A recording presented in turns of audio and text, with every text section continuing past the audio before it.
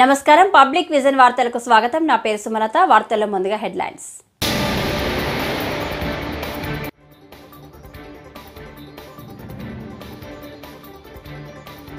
తూర్పు గోదావరి జిల్లాలో రాష్ట్ర వ్యవసాయ శాఖ మంత్రి అచ్చెన్నాయుడు పర్యటించారు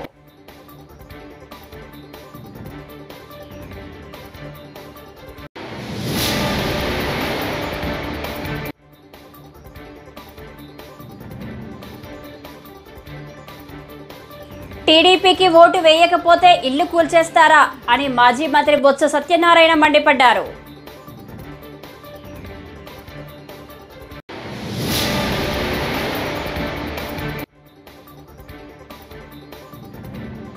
ఎన్నికల సమయంలో చంద్రబాబు ఇచ్చిన సూపర్ 6 పథకాలు అమలు చేయలేమని చేతులెత్తేశామని మాజీ ఎమ్మెల్యే టీజేఆర్ సుధాకర్ బాబు విమర్శ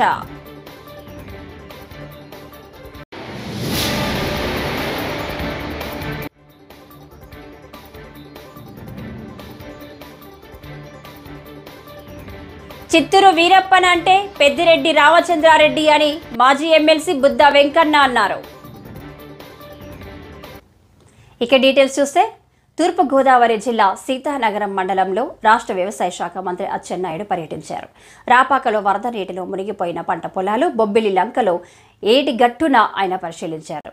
ఉభయ గోదావరి జిల్లాలో పంట నష్టాన్ని అంచనా వేశామని అన్నారు. ఈ సందర్భంగా మంత్రి అచ్చెన్నాయుడు మాట్లాడుతూ ఇప్పటి వరకు ప్రాథమిక అంచనా ప్రకారం 40,000 ఎకరాల్లో పంట నష్టం వాటిల్లినట్లు నివేదిక వచ్చిందని, మొత్తం అంతా తిరిగానని, ఇంకా ఎక్కువగా పంట నష్టం జరిగినట్లు తెలుస్తోందన్నారు. అందుచేత మరోసారి పంట నష్టంపై రెవెన్యూ అధికారులు సర్వే చేసి నివేదిక ఇవ్వాలని ఆదేశించినట్లు చెప్పారు. ఇంతలోనే విపత్తు వచ్చింది. గోదావరి నది ఉప్పొంగింది.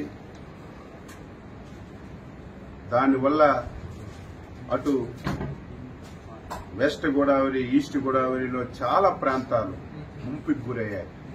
చాలా గ్రామాలు ముంపుకు గురై ప్రజలు చాలా అవస్థలు పడుతున్నారు. మీరందరూ సజీవ సాక్షులు. గతంలో కూడా మీరు పనిచేశారు. గత 5 సంవత్సరాలు ఎప్పుడైనా ఒక విపత్తు వస్తే, ఎప్పుడైనా వరదలు వస్తే ముఖ్యమంత్రి ఎప్పుడైనా సరే రివ్యూ తీసుకుని అధికార యంత్రాంగానికి అలర్ట్ చేసినటువంటి రోజు ఒక్కటైనా ఉందా? ఆ రోజు 5 సంవత్సరాల్లో ఒక మంత్రి అయినా, ఒక అధికారి అయినా గ్రామాలకు వెళ్లి పేదవాడికి పలకరించినటువంటి దాఖలాలు ఎక్కడైనా ఉందా?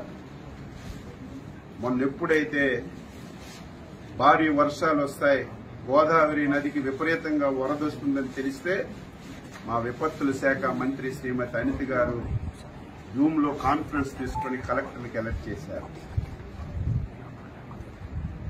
ఏవైతే ముంపు ప్రాంతాలున్నాయో, ముంపు మండలాలున్నాయో అధికార యంత్రాంగానికి అప్రమత్తం చేసి ఏ ఒక్క ప్రాణ నష్టం జరగకూడదు, వారందరికీ సురక్షిత ప్రాంతాలకి తరలించడమే కాదు, మీరు చూశారు గతంలో వరదొస్తే తరలించి వారికి బస్తాల్లాగా ఒక స్కూల్లోనో కొట్లోనో పెట్టేయడమే తప్ప ప్రభుత్వాలు చూడక ఆర్తనాదాలు విన్నాం.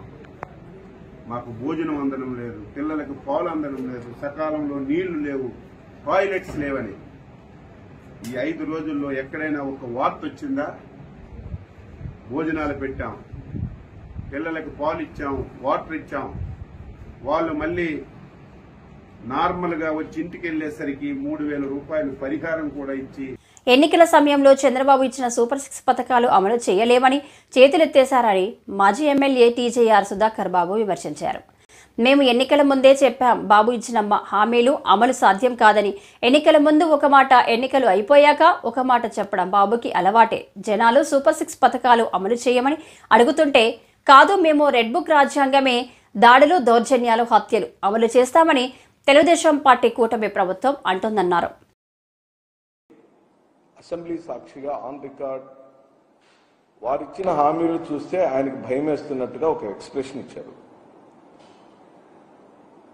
ఎన్నికలకు ముందు వారు ఇస్తున్న హామీలు అమలుపరచలేరని, అవి అమలుకు సాధ్యం కావని వైఎస్ఆర్ కాంగ్రెస్ పార్టీ మాలాంటి వాళ్ళందరూ చెప్తున్నప్పుడు మీలాంటి పాత్రికేయ మిత్రులు వారిని అడిగారు, వైఎస్ఆర్ అమలుకు సాధ్యం కావంటున్నారండి, మీరు ఎలా దీన్ని అమలుపరచగలుగుతారని నారా చంద్రబాబు నాయుడు గారిని పాత్రికేయ మిత్రులు వైఎస్ఆర్ కాంగ్రెస్ పార్టీ తరఫున అడిగినప్పుడు నాకు సుదీర్ఘమైన రాజకీయ అనుభవం ఉంది, నేను చేసి చూపిస్తాను, సంపదను ఎలా సృష్టించాలో నాకు అపారమైన అనుభవం ఉంది కాబట్టి నేను ఇచ్చిన హామీలన్నిటినీ అమలు పరుస్తానని అన్నారు.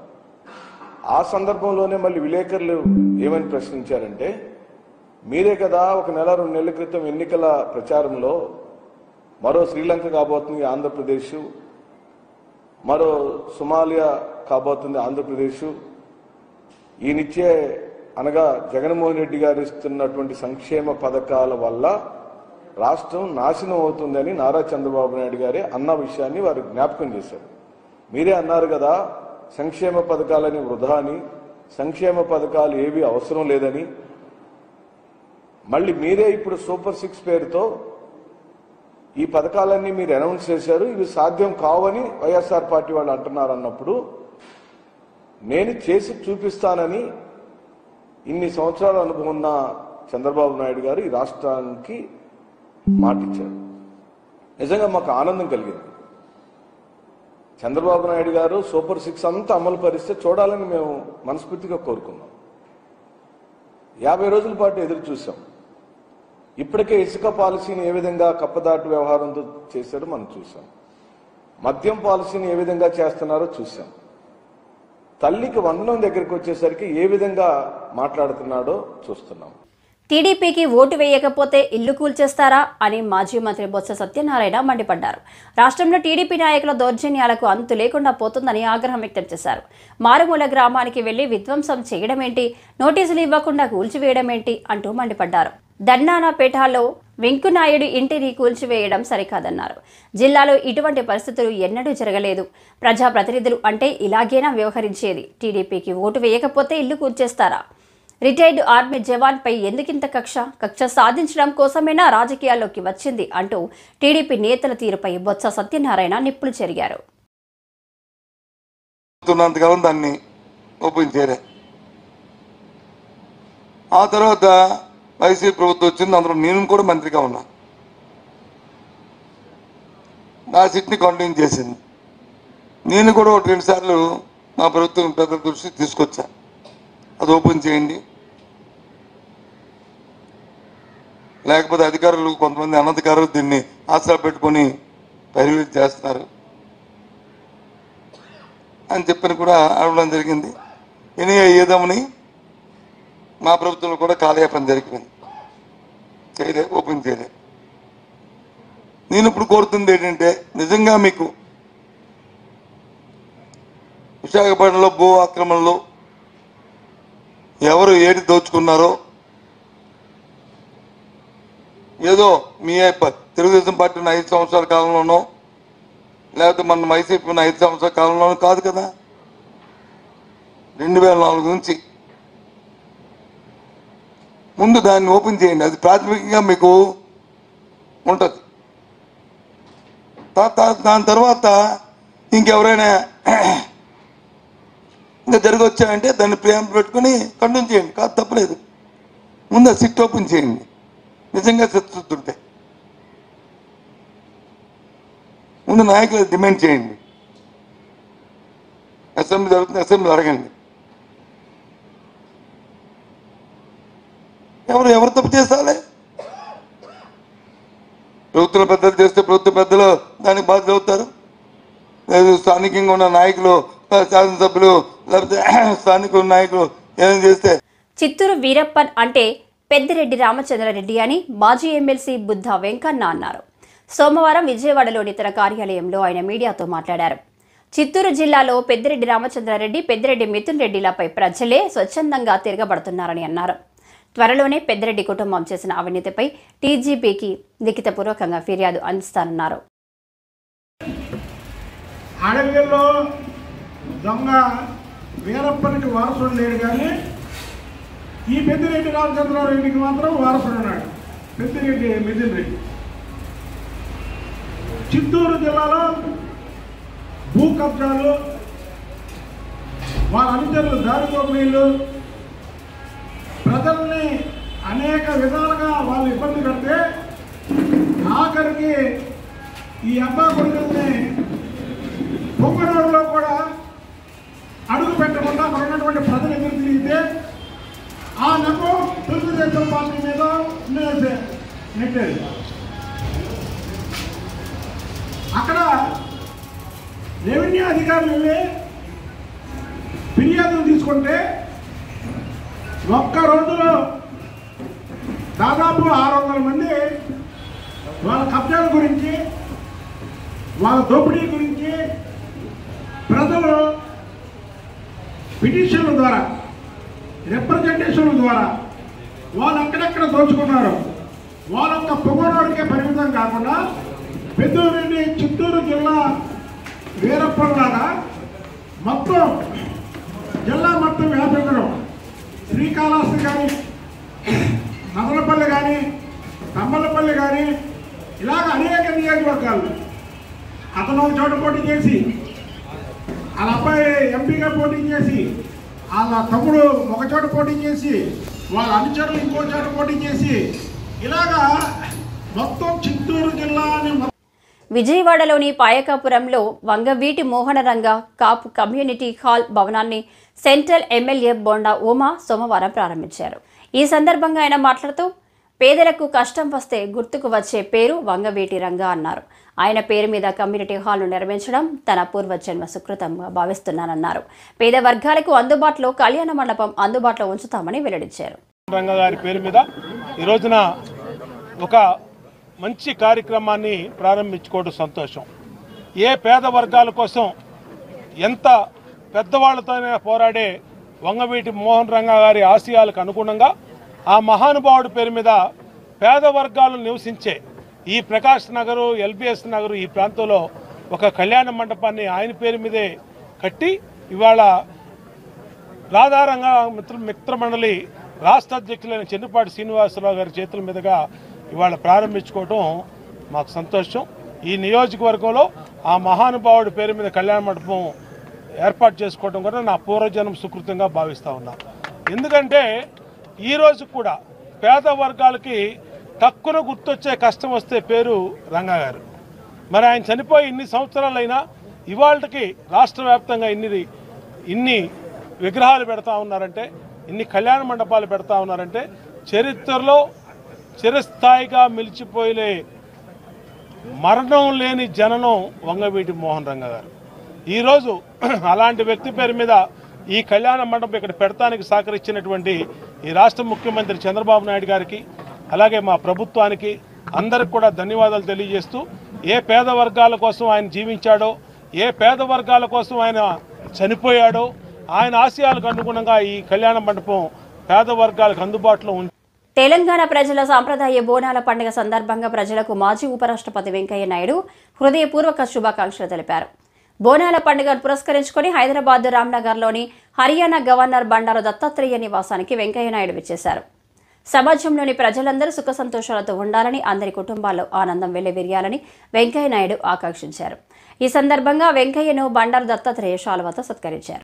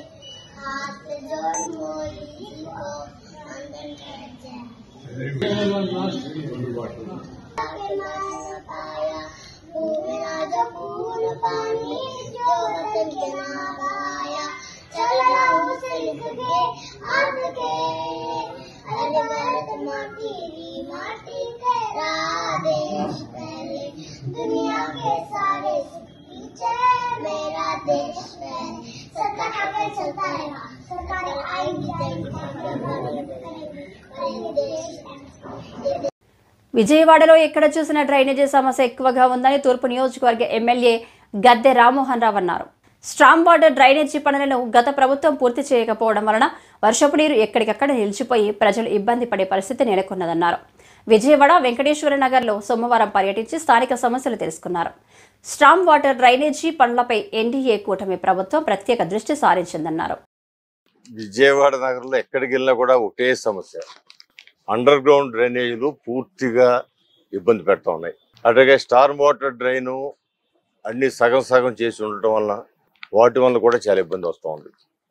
ఇవాళ వర్షం వస్తే రోడ్ల మీద రాని దీనిలో అండర్ గ్రౌండ్ డ్రైనేజీలు దానిలో ఖచ్చితంగా మున్సిపల్ కార్పొరేషన్ వారు దాని మీద దృష్టి పెట్టాల్సిన అవసరం ఉంది. అలాగే ప్రభుత్వం దృష్టి కూడా ఖచ్చితంగా చంద్రబాబు దృష్టికి తీసుకెళ్తాం. స్టార్మ్ వాటర్ డ్రైన్ అయితే ఖచ్చితంగా గత ప్రభుత్వం యొక్క పాప ఫలితమే స్టార్మ్ వాటర్ డ్రైన్లు విజయవాడ నగరానికి శాపంగా మారి. ఎందుకంటే ఆ రోజున 2014-19లో 500 కోట్ల రూపాయలు ఆ రోజున కేంద్ర మంత్రిగా ఉన్న వెంకయ్యనాయుడు గారు మన విజయవాడ నగరానికి ఈ వర్షపు నీరు ఎక్కడ కూడా ఇబ్బంది పడకుండా ఉండేదానికి 500 కోట్లు ఇస్తే దానిలో 270 కోట్లు మిగిలిన్నా కూడా ఆ నిధుల్ని కనపడకుండా చేసి కాంట్రాక్ట్ నుంచి పంపించేసి ఆ విధంగా ఇబ్బంది పెట్టడం వల్ల ఆ డ్రైన్ లైన్ కూడా ఇన్కంప్లీట్ గా ఉండి సగం సగం ఉండటం వల్ల ఫ్లో అంతా ఆగిపోయి వర్షం నీళ్ళతో రోడ్లు మిగులుతున్నాయి.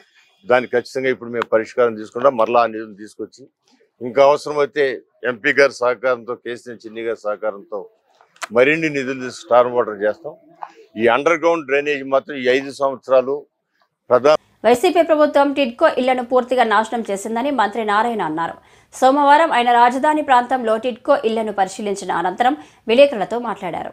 గత టీడీపీ ప్రభుత్వంలో 5 లక్షల ఇళ్ల నిర్మాణానికి అనుమతి ఇచ్చామన్నారు. 2019 నాటికి 77,371 ఇళ్ల నిర్మాణం దాదాపు పూర్తయిందని, 3,13,842 ఇళ్లను వైసీపీ ప్రభుత్వం 2,62,216కు తగ్గించేసిందన్నారు. లక్షలకి కట్టేదానికి అడ్మినిస్ట్రేటివ్ క్లియరెన్స్ ఇచ్చాం.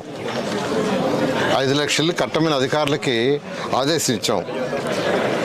అందులో 4,54,704 4,54,704 ఇళ్ళకి టెండర్ పిలిచారు. ఎక్కడైతే సైట్స్ అవైలబుల్ ఉన్నాయో వాటన్నిటికీ టెండర్ పిలిచారు. సైట్స్ అవైలబుల్ కాని వాటికి కలెక్టర్స్ చెప్పాం, సైట్స్ చూస్తున్నారు. తెలుగుదేశం ప్రభుత్వంలో ఆ రోజుకి 3,13,832 గ్రౌండ్ అయినాయి. 3,13,832. అయితే వైఎస్ఆర్సీపీ ప్రభుత్వం వచ్చి అసలు ఈ మొత్తాన్ని కంప్లీట్గా నాశనం చేసింది. 2019 అయిపోయేటప్పటికి 90 to 100% అయిన ఇళ్ళు 77,351 ఉన్నాయి. అంటే 77,371 ఇళ్ళు 90 to 100% పూర్తి అయిపోయినాయి. 50 to 75% అయినవి 64,245 ఉన్నాయి. 2019కి 25% నుంచి 50% అయినవి 49,325. 1% అనేవి 1,22,000. అంటే అప్పటికే చాలా వరకు 100% అయినాయి, 90% అయినాయి, 80%, 70%. అయితే వైఎస్ఆర్సీ ప్రభుత్వం రావటం ఈ ఇళ్లనన్నింటినీ అటవీ భూముల ఆక్రమణ జరిగితే సహించేది లేదని డిప్యూటీ రేంజ్ అటవీ అధికారి నీలిమాదేవి అన్నారు. ఈ సందర్భంగా బాపట్ల పిడిగురాల మండలంలోని గుత్తికొండ, బిలం గ్రామాలను పరిరక్షణ కమిటీ సభ్యులతో కలిసి శుక్రవారం ఆమె సందర్శించారు. అనంతరం గ్రామస్తులతో మాట్లాడి ఆయా గ్రామాల్లోని అటవీ ప్రాంతాల్లో ఉన్న అధికారుల ఆదేశాల మేరకు రావి, యాప తదితర మొక్కలు నాటారు. అటవీ భూములను ఆక్రమిస్తే సహించేది లేదని అన్నారు. మొత్తం తిరిగి అంత చూసుకోవడం అయింది. ఎక్కడా కూడా కొత్తగా ఎంక్రోచ్మెంట్ అనేది జరగలేదు. కొత్తగా ఇప్పుడు సిఎస్ స్కీమ్ కింద ఇక్కడ ఒక 400 మొక్కలు నాటమని చెప్పేసి డిస్ట్రిక్ట్ ఫారెస్ట్ ఆఫీసర్ గారు మాకు ఆదేశాలు జారీ చేసినారు. అందులో భాగంగా మేము కమిటీ వాళ్ళతో చర్చించి ఇక్కడ పర్యావరణం పరిరక్షించడం కోసం కొత్తగా ఎంక్రోచ్మెంట్ జరగకుండా ఖాళీ ఉన్న స్థలంలో మొక్కలు నాటాలని మేమందరం కలిసి నిర్ణయించుకున్నాం. మరి ఏ రకమైన మొక్కలు నాటుతున్నారు మీరు? ఫైకస్ స్పీసీస్ నాటుతున్నాము. రావి, మర్రి, వేప.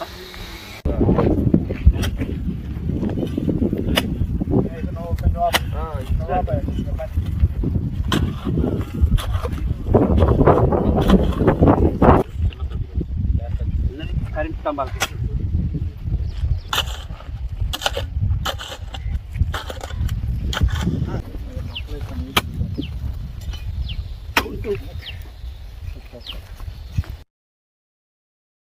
నర్సరావుపేట పట్టణంలోని SSN పాఠశాలలో ర్యాగింగ్ కలకలం నేపథ్యంలో రాత్రి ఎమ్మెల్యే చదలవాడ అరవింద్ బాబు హాస్టళ్లు సందర్శించారు. ఈ సందర్భంగా ఎమ్మెల్యే విద్యార్థులతో కలిసి మాట్లాడారు. అనంతరం ఆయన విలేకరుల సమావేశంలో మాట్లాడుతూ కళాశాల యాజమాన్యం తప్పనిసరిగా ర్యాగింగ్ కట్టడి చేసేందుకు కఠినంగా వ్యవహరించాలన్నారు. కార్యక్రమంలో కళాశాల యాజమాన్యం తదితరులు పాల్గొన్నారు.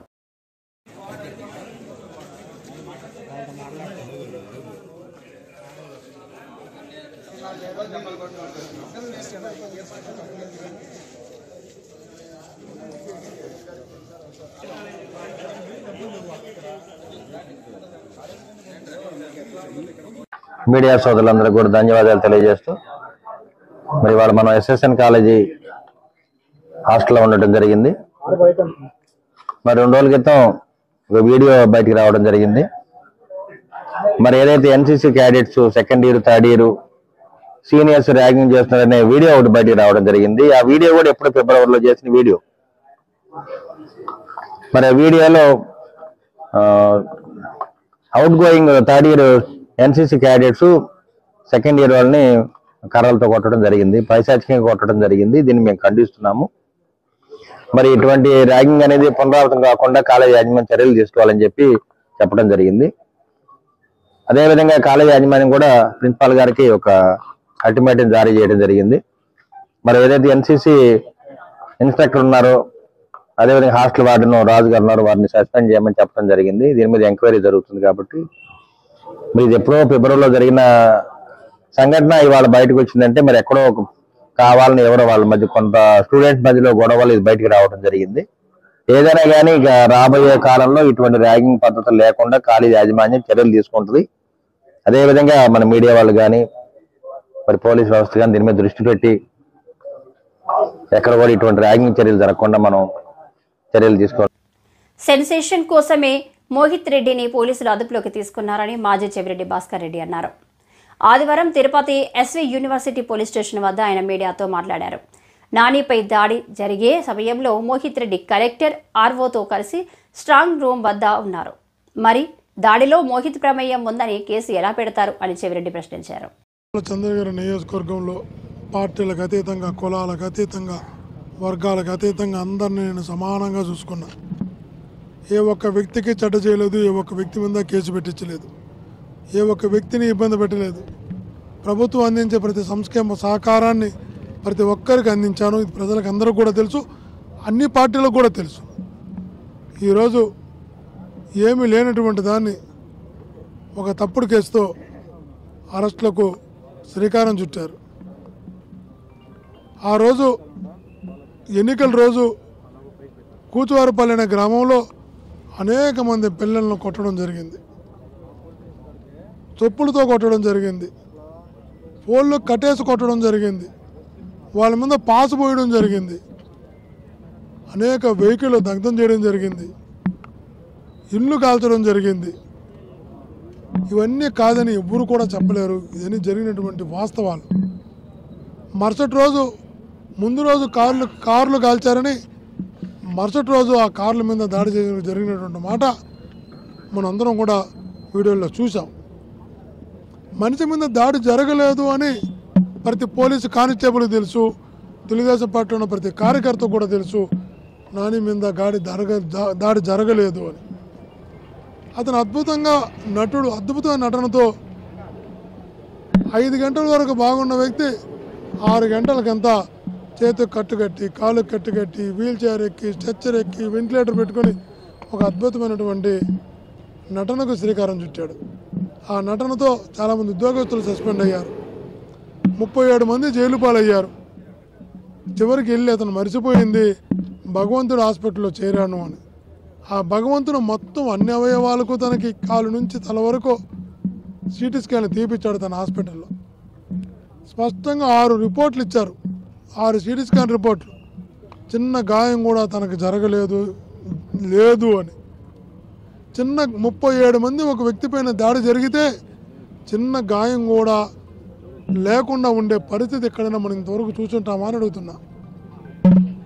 ఈరోజు మోహిత్ మధ్యాహ్నం 2 గంటల నుంచి రాత్రి 10 గంటల వరకు 9-10 వరకు రమ్య నర్సింగ్ కళాశాలలో సమస్యల పరిష్కారం చేయాలని ఎస్ఎఫ్ఐ జిల్లా అధ్యక్ష కార్యదర్శి పి వరహాల బాబు, ఎం గంగా సూరిబాబు, ఎస్ఎఫ్ఐ నగర కార్యదర్శి ఏ వాసుదేవ్, ఎస్ఎఫ్ఐ నాయకులు రాజేష్ పేర్కొన్నారు. సోమవారం కాకినాడ జిల్లా కలెక్టరేట్ వద్ద ఎస్ఎఫ్ఐ ఆధ్వర్యంలో ధర్నా కార్యక్రమం చేపట్టారు. ఈ సందర్భంగా వారు మాట్లాడుతూ రమ్య కాలేజీలో బీఎస్సీ నర్సింగ్ చదువుతున్న విద్యార్థులు తీవ్ర ఇబ్బందులు పడుతున్నారన్నారు. ఎస్ఎఫ్ఐ కాకినాడ జిల్లా కార్యదర్శి ఈ రోజు ఏదైతే కాకినాడ గాంధీనగర్ లో ఉన్నటువంటి రమ్య కాలేజీలో అనేక సమస్యలతో ఈ రోజు విద్యార్థులు ఇబ్బందులు పడతా ఉన్నారు. రమ్య కాలేజీలో BSc nursing first year, second year చదివిన విద్యార్థులు ఎవరైతే ఉన్నారో వాళ్ళకి గత 2 సంవత్సరాల నుంచి ఏదైతే ఆ కాలేజీలో 18,000 రూపాయలు ఫీజు అని చెప్పి 90,000 రూపాయలు ఫీజులు అధికంగా వసూలు చేస్తా ఉన్నారు. అదే కాలేజీలో ఏదైతే 90,000 రూపాయలు ఫీజులు వసూలు చేసినా కానీ ఈ రోజు ఆ కాలేజీలో పాఠాలు చెప్పడానికి కనీసం అధ్యాపకులు లేరు. కేవలం ఒక నెల రోజులు మాత్రమే కాలేజీలో అధ్యాపకులు పెట్టి మిగతా మొత్తం అంతా కూడా మీరు చదివేసుకోండి, మీరు చదువుకోలేరా, మీరేమైనా చిన్నపిల్లలు అంటూ ఈ రోజు విద్యార్థుల్ని మానసికంగా ఇబ్బంది పెడతా ఉన్నాడు. అదే విధంగా ఈ రమ్య కాలేజీలో హాస్టల్ విద్యార్థులకి ఏదైతే నాణ్యమైన భోజనం లేదు. ఒకే రూమ్ లో 40 నుంచి 50 మంది విద్యార్థుల్ని ఈ రోజు ఒకే రూమ్ లో ఉంచుతా ఉన్నారు. 60 మంది విద్యార్థులకి కేవలం 3 అంటే 3 వాష్రూమ్ నుండి వాటిని మీరు ఉపయోగించుకోవాలని ఈ రోజు చెప్తా ఉన్నారు రమ్య కాలేజీలో. దాంతో పాటుగా ఈ రోజు రమ్య కాలేజీలో గత 2 సంవత్సరాల నుంచి ఏదైతే బీఎస్సీ నర్సింగ్ విద్యార్థుల్ని జీజీహెచ్ కి తీసుకెళ్లి క్లినిక్ చేయించాలి. గత సంవత్సరంన్నర నుంచి ఎక్కడా కూడా రమ్య కాలేజీ యాజమాన్యం క్లినిక్ కి తీసుకెళ్లకుండా జీజీహెచ్ లో ఫీజులు కట్టకుండా వీళ్ళని క్లినిక్ కోసం జీజీహెచ్కి వెళ్తే అక్కడ ఉన్నటువంటి స్టాఫ్ మీ కాలేజీ మాకు ఫీజు కట్టలేదు కాబట్టి మీరు వెళ్ళిపోండి అని ఈ రోజు వాళ్ళు తరిమేస్తా ఉన్నారు. దాంతో పాటుగా ఈ రోజు కాలేజీలో ఉన్నటువంటి విద్యార్థులతోటి ఏదైతే రమ్య కాలేజీ ఎండీగా ఉన్నటువంటి పీతాని అనవరం గారు అమ్మాయిలతో అసభ్యంగా ప్రవర్తిస్తా ఉన్నారు. ఆల్ టికెట్లు ఇమ్మని అడిగితే నేను మీకు ఆల్ టికెట్లు ఇస్తే నాకేంటి, మీరు ఫీజు కట్టకపోతే నేను ఆల్ టికెట్లు ఎలా ఇవ్వగలను, ఒకవేళ ఆల్ టికెట్లు ఇస్తే నాకేంటి అన్నట్టుగా ఈరోజు ఏకవచనంతో మాట్లాడుతూ ఉన్నాడు. అమ్మాయిలు ఒంటరిగా ఉండేటువంటి హాస్టల్లో ఉండేటువంటి దానికి వెళ్ళి తలుపులు తీసి మీరు ఏం చేస్తున్నారు, మీరు ఎక్కడ ఎందుకు ఉన్నారని ఈ రోజు అడుగుతూ ఉన్నాడు. అంటే హాస్టల్లోకి రమ్య కాలేజీ ఎండి ఎందుకు వెళ్ళాలి? అమ్మాయిలకి రక్షణ లేదు ఈ కాలేజీలో. కాబట్టి వెంటనే రమ్య కాలేజీ ఎండి క్రిమినల్ చర్యలు తీసుకోవాలి. ఈ హాస్టల్ విద్యార్థులందరికీ సౌకర్యం కల్పించాలి. లేకపోతే కలెక్టర్ గారు స్పందించి ఈ కాలేజీలో చదువుకునే విద్యార్థులందరికీ గవర్నమెంట్ కాలేజీలో కానీ లేకపోతే వేరే కాలేజీలో కానీ సీట్లు ఎలా చేయాలని మేము ఎస్ఎఫ్ఐ అడుగుతాం. ఈ వార్తలు ఇంతటితో సమాప్తం. నమస్కారం.